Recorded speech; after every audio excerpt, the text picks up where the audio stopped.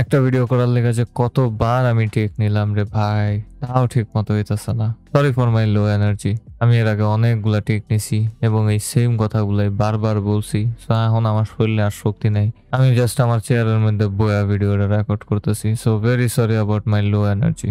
যাই হোক, গত ভিডিওতে আমরা ইউজ স্টেট ফাংশনটাকে ব্যবহার করে আমাদের এই কাউন্টার অ্যাপটাকে তৈরি করে ফেলছিলাম। কিন্তু আমি যখন ইউজ স্টেট ফাংশনটাকে ফাংশন বলে রেফার করতেছি, আসলে আমি ঠিকভাবে এটাকে এর মর্যাদা দিতে পারতেছি না। কারণ ইউজ স্টেট ফাংশনটা আসলেই একটা স্পেশাল ধরনের ফাংশন এবং এটা ওই সকল ফাংশনের ভেতরে পড়ে যেগুলোকে রিঅ্যাক্টে হুকস বলা হয়। এখন এই ইউজ স্টেট ফাংশনটাকে কেন আমরা হুকস বলবো? প্রথমত, প্রত্যেকটা হুকের শুরুতেই আমরা ইউজ জিনিসটাকে দেখতে পারি। সো আপনি যদি কোনো রিঅ্যাক্ট ফাংশন যেটাকে ইম্পোর্ট করে নিয়ে আসছেন এবং ওইটার শুরুতে ইউজ লিখতে হইতেছে, ওইটা চোখ বন্ধ করে একটা হুক, এবং প্রত্যেকটা হুকই আসলে রিঅ্যাক্টের এক একটা স্পেশাল ফিচারকে রিপ্রেজেন্ট করে। যেমনটা ইউজ স্টেট হুকটা ভার্চুয়াল ডম, রিরেন্ডারিং এবং সাথে সাথে স্টেট ভ্যারিয়েবল আপডেটকে রিপ্রেজেন্ট করে একই সাথে, তেমনি আরো অন্যান্য যে সকল হুকস আছে সেগুলো রিঅ্যাক্টের ডিফারেন্ট ফিচারকে রিপ্রেজেন্ট করে। তো এই কারণেই আমরা ইউজ স্টেটকে এখন থেকে হুক বলে রেফার করতে পারি। এবং আমরা জানি যে ইউজ স্টেট হুকটা একটা স্টেট ভ্যারিয়েবলকে এবং আরেকটা সেট ফাংশনকে রিটার্ন করে, এবং এই সেট ফাংশনই বাকি সকল কিছু করে। কিন্তু আমরা পাস্ট এক্সপিরিয়েন্স থেকে এটা বলতে পারি যে কোনো কিছুই পারফেক্ট না। সো এই ভিডিওতে অ্যাকচুয়ালি আমি রিঅ্যাক্টের ইস্যুস এবং বিভিন্ন ধরনের উল্টাপাল্টা কনফিউজিং জিনিস নিয়ে কথাবার্তা বলবো। এবং প্রথমেই আমরা একটু আমাদের অ্যাপে চলে আসব এবং আমাদের ইন্সপেক্ট টুলটাকে ওপেন করে নিব, যেমনটা আমি করলাম। এখন যদি আমি ইনক্রিজ বাটনে প্রেস করি তাহলে দেখব যে আমাদের স্ক্রিনে আপডেট হইতেছে আমাদের কাউন্ট ভ্যারিয়েবলটা, এবং আমরা আমাদের ইনক্রিজ ফাংশনের ভেতরে সাথে সাথে কাউন্ট ভ্যারিয়েবলটাকে লগও করে রাখছিলাম। তো যেহেতু আমাদের কাউন্ট ভ্যারিয়েবলটা আপডেট হইতেছে, তার মানে কনসোলেও সেম ভ্যালুটাই দেখানোর কথা। কিন্তু আমি যদি ইনক্রিজ বাটনে ক্লিক করি, এখন আমাদের স্ক্রিনে শো করতেছে 4। আমি ইনক্রিজ বাটনে ক্লিক করলাম, স্ক্রিনে আপডেট হয়ে গেল 5, কিন্তু আমাদের লগে আপডেট হয়ে হইল 4। এটা আবার কি রে ভাই, তুমি এত লেট কেন? স্ক্রিনে আপডেট হয়েছে কিন্তু ভ্যারিয়েবলের ভ্যালু পিছে কিনলেগা, এরকম কিছু কোয়েশ্চেন মাথায় আসে। এটা হচ্ছে আমাদের এই ইউজ স্টেট হুকের এসিনক্রোনাস বিহেভিয়ারের একটা উদাহরণ। যখন আমরা এই সেট ফাংশনটাকে ব্যবহার করতেছি অথবা সেট কাউন্টটাকে ব্যবহার করতেছি, এটার কাজ হচ্ছে সবার প্রথমে স্ক্রিনকে রিরেন্ডার করা। তো যখন আমি সেট কাউন্টের ভেতরে কোনো একটা ভ্যালুকে দিব, এর কাজ হচ্ছে স্ক্রিনে আগে থেকে এই কাউন্ট ভ্যারিয়েবলের যে রেন্ডারটা ছিল ওইটাকে রিপ্লেস করা নতুন ভ্যালু দিয়ে। আমার এখন ভ্যালু হচ্ছে 5 এবং আমি সেট কাউন্ট ফাংশন ব্যবহার করে ভ্যালুটাকে সেট করব কততে? কাউন্ট প্লাস 1, তার মানে 6। সো সবার প্রথম কাজই হবে সে স্ক্রিনে 6 শো করবে। কিন্তু কাউন্ট ভ্যারিয়েবলের আপডেটটা কিছুক্ষণ পরে হবে। সো আমরা যখন এই সেট কাউন্ট ফাংশনটাকে ব্যবহার করতেছি আমাদের স্টেট ভ্যারিয়েবলটাকে আপডেট করার জন্য, এটা আসলে এসিনক্রোনাস ওয়েতে কাজ করতেছে। সো আমাদের স্ক্রিনের আপডেট হয়ে গেল, আমাদের স্টেট ভ্যারিয়েবল মানে কাউন্ট ভ্যারিয়েবলটা আপডেট হবে পরে। এবং এটা একটা উইয়ার্ড জিনিস যেটা আমার মাথাতে অনেক দিন ধরেই ঘোরাফেরা করে যে এটার দরকার কি ছিল, কিন্তু পরে দিয়ে আবার মাথায় আসলো যে এটার একটু দরকার আছে, এবং সেটাই এখন একটু দেখার চেষ্টা করব। এবং আমরা অ্যাকচুয়ালি এখন কনফিউশনের দিকে যাইতেছি। তো বস্তা বাস্তি নিয়ে রেডি থাকেন, মাথাটা ফ্রেশ করে লন, কারণ এখন যে সকল জিনিসপাতি নিয়ে পেশাল পারবো আমি, এগুলা আসলে আপনাকে অন্য লেভেলের কনফিউজ করতে পারে। এবং প্রথম যে জিনিসটা নিয়ে আমার কথা বলতে হবে সেটা হচ্ছে এই ইউজ স্টেটের ফাংশনাল আপডেটের ব্যাপারে। আমরা জানি যে আমরা সেট কাউন্ট ফাংশনটার ভেতরে ডাইরেক্ট যেই ভ্যালুই দিয়ে দেয় না কেন আমাদের স্ক্রিনে সেটাই আপডেটেড অবস্থাতে চলে আসবে। কিন্তু আমরা চাইলে এখানে একটা ফাংশনকেও দিয়ে দিতে পারি। আমি আগে বলছিলাম যে এই জায়গায় আমি যে কোনো ভ্যালু দিতে পারি, ঠিক তেমন ভাবে আমি এখানে একটা ফাংশনে দিতে পারি। Plot twist. এবং এটা অলমোস্ট এভরি হুকের ক্ষেত্রে ট্রু। এবং ফাংশনের ভেতরে ফাংশন এই জিনিসটার সাথে এখনই আপনারা একটু পরিচিত হয়ে লন, কারণ এই জিনিসটা আপনার মাথা খায়া লাগবো। যেমনটা প্রতিনিয়ত আমার মাথা খায়। জাভাস্ক্রিপ্টকে পছন্দ না করার one of the best reason হচ্ছে এইটা। ওকে, কনফিউশন হওয়া যে আসলে কি হইতেছে। তো আমি সেট কাউন্টের ভেতরে একটা অ্যারো ফাংশনকে দিয়ে দিতে পারি, একটা টেম্পোরারি ফাংশনকে আমি এখানে দিয়ে দিতে পারি, এবং এই ফাংশনটা অবশ্যই কোনো না কোনো কিছুকে রিটার্ন করবেই করবে, এটা মাথায় রাখেন। তো আপনি যখন সেট কাউন্টের ভেতরে কোনো একটা ভ্যালু না দিয়ে একটা ফাংশনকে দিতেছেন, তখন আপনার মাথায় থাকতে হবে যে এই ফাংশনটাকে কোনো একটা কিছুকে রিটার্ন করতেই হবে। এবং যখন আপনি একটা ফাংশনাল ভ্যালুকে সেট কাউন্ট ফাংশনের ভেতরে দিতেছেন, তখন এটাও মাথায় রাখবেন যে আপনি তখন অটোমেটিক্যালি একটা নতুন ভ্যারিয়েবলের অ্যাক্সেস পাইতেছেন, এটার নাম হচ্ছে প্রিভিয়াস। তো যখন আপনি সেট কাউন্ট ফাংশনের ভেতরে একটা ফাংশনকে দিতেছেন, তখন আপনি অটোমেটিক্যালি প্রিভিয়াস ভ্যালুটার অ্যাক্সেসকে পাইতেছেন। ওকে, সো এখন আমরা জানি যে সেট কাউন্ট ফাংশনটা লিঙ্ক করা কার সাথে? কাউন্ট ভ্যারিয়েবলের সাথে। এবং যখন আপনি এই প্রিভিয়াস ভ্যালুটাকে পাইতেছেন, তখন এই প্রিভিয়াস ভ্যালুটা আসলে আমাদের এই স্টেট ভ্যারিয়েবলের ভ্যালুটাকে ধরে রাখতেছে, এবং আপনি চাইলে এই প্রিভিয়াস ভ্যালুটা ব্যবহার করার মাধ্যমে এটাকে আপডেট করে ফেলতে পারেন। তো যেহেতু আমি আগে থেকেই বলে রাখছি যে যদি আপনি ফাংশনাল আপডেটের দিকে আসেন, তাহলে ফাংশনটাকে অবশ্যই কিছু একটাকে রিটার্ন করতে হবে। এবং আমরা যেহেতু ইনক্রিজ ফাংশনের ভেতরে আছি, আমরা চাই ভ্যালুটা যেন 1 করে বেড়ে যায়। সো আমরা প্রিভিয়াস ভ্যালুটাকে পাইতেছি এবং আমরা সেটাকে 1 করে বাড়াবো। সো আমি রিটার্ন করে দিব প্রিভিয়াস প্লাস 1, এবং আমি এখানে প্রিভ লিখছি প্রিভিয়াস লেখার বদলে। সো প্রিভিয়াসটা দিয়ে দেওয়া উচিত ছিল, প্লাস 1টাকেও এখানে আমি দিয়ে দিলাম। এখন আমি একটু রিলেট করব এবং ইনক্রিজে ক্লিক করলে দেখব আমাদের ভ্যালুটা অটোমেটিক্যালি ইনক্রিজ হইতেছে। এবং এই ফাংশনাল আপডেটের একটা ভালো দিক হচ্ছে এটা যে আপনি চাইলে এই ফাংশনেরটার ভেতরে এক্সট্রা কিছু জিনিসপাতি করতে পারেন।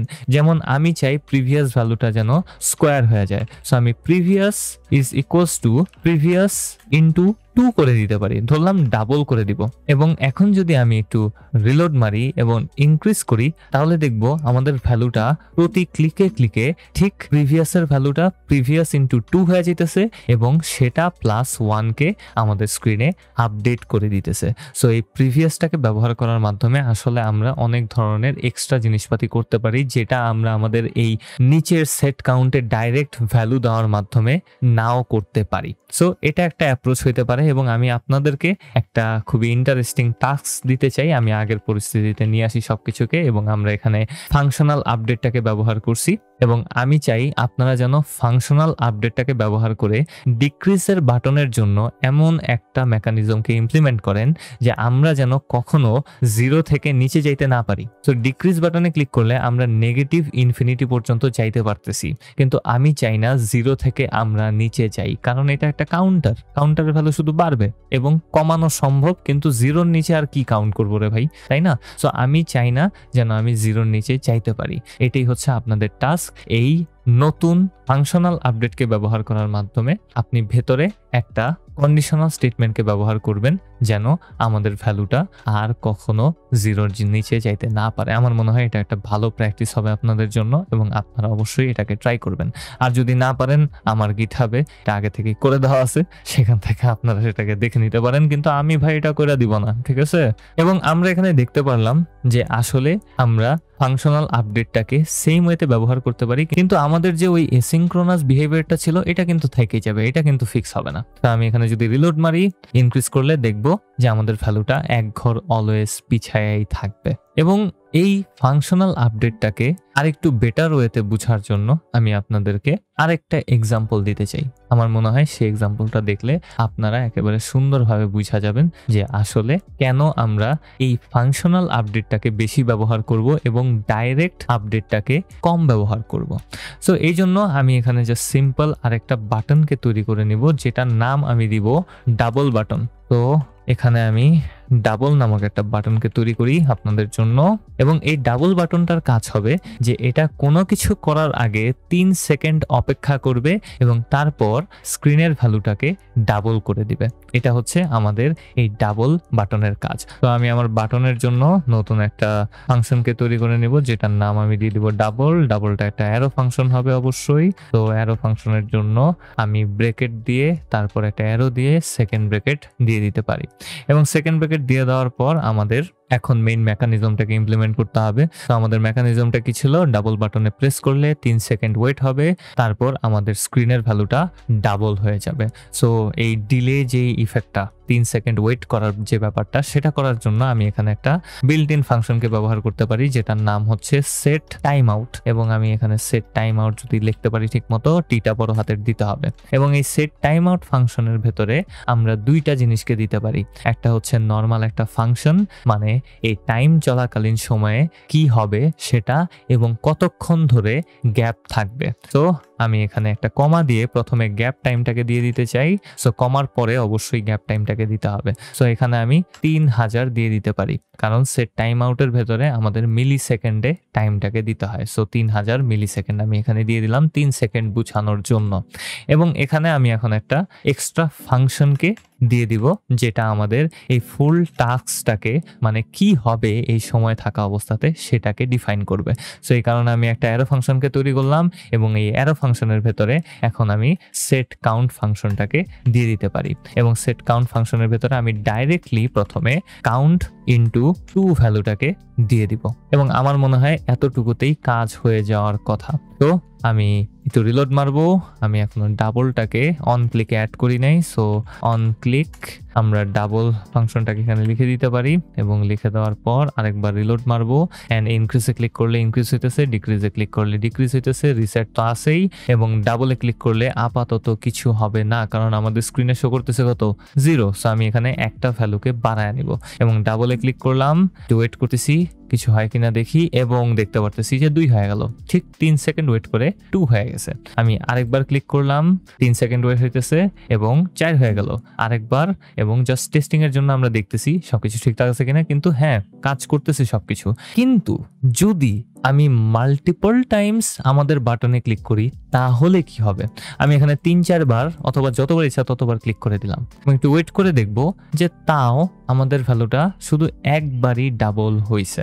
এবং এটা আরেকটা জিনিস যেটা ডাইরেক্টলি সেট কাউন্ট ফাংশনে ভ্যালু পাস করলে হয়, যে আমরা যতবারই ভ্যালু পাস করি না কেন, যদি কোনো একটা টাইম গ্যাপ থাকে এটা শুধুমাত্র একবারই কাজ করবে। সো সেট টাইম আউটের ক্ষেত্রে কি হইতেছে, যে আমরা যখন এই বাটনে ক্লিক করতেছি তখন থেকেই আমাদের টাইমারটা শুরু হইতেছে এবং যখন শেষ হইতেছে তারপর আমাদের সেট কাউন্ট শুধু স্ক্রিনের ভ্যালুটাকে ডাবল করে দিতেছে। কিন্তু এখানে আমি যদি আমাদের ওই ফাংশনাল আপডেটিংটাকে ব্যবহার করি, এখানে আমি প্রিভিয়াস ভ্যারিয়েবলটাকে নিয়ে নিলাম। বাই দ্য ওয়ে, আপনারা চাইলে এই প্রিভিয়াসের বদলে যে কোনো নাম দিতে পারেন, কোনো সমস্যা নাই, কারণ এটা সিম্পল প্যারামিটার রূপে আপনারা পাইতেছেন, আর কিছু না। সো আমি এখানে প্রিভিয়াস ভ্যালুটাকে প্রিভিয়াসই লিখে দিতে পছন্দ করি, কারণ ট্র্যাক থাকে। এবং আমি এখানে রিটার্ন করে দিতে চাই প্রিভিয়াস ইনটু 2টাকে। এবং আমি যদি একটু ওয়েট করে রিলোড মারি আমাদের স্ক্রিনে সবকিছু ঠিকঠাক আছে এবং আমি একটা ভ্যালুকে ইনক্রিজ করে দিলাম এবং আমি ডাবলে ক্লিক করলে আমাদের ভ্যালুটা ডাবল হয়ে যাওয়ার কথা 3 সেকেন্ড পর। আমি আরেকবার ক্লিক করলাম জাস্ট টেস্টিং এর খাতিরে, 4 হয়ে গেল। এবং এখন আমি 3 বার ডাবল বাটনে ক্লিক করব এবং দেখব যে আমাদের স্ক্রিনে কি সেম জিনিসটাই হয় কিনা যেটা আমরা একটু আগে দেখছিলাম। সো আমি এখানে 1 2 3 বার ক্লিক করলাম, একটু ওয়েট করে দেখি এবং আমরা দেখতে পারতেছি একেবারে সেম টু সেম টাইম গ্যাপে যখন যখন আমরা বাটনে ক্লিক করছি তখন আমাদের ভ্যালুটা স্ক্রিনে আপডেট হয়ে যেতেছে। সো আমি আরেকবার এখানে 4 বার ক্লিক করলাম, একটু দেখি কিভাবে হয়। 64 128, ইয়াস, খুব সুন্দরভাবে অ্যানিমেটেড ওয়েতে মনে হইতেছে যে আমাদের স্ক্রিনে ভ্যালুটা আপডেট হইতেছে। এবং এটা একটা খুবই সুন্দর দিক আমাদের এই ফাংশনাল আপডেটের ক্ষেত্রে।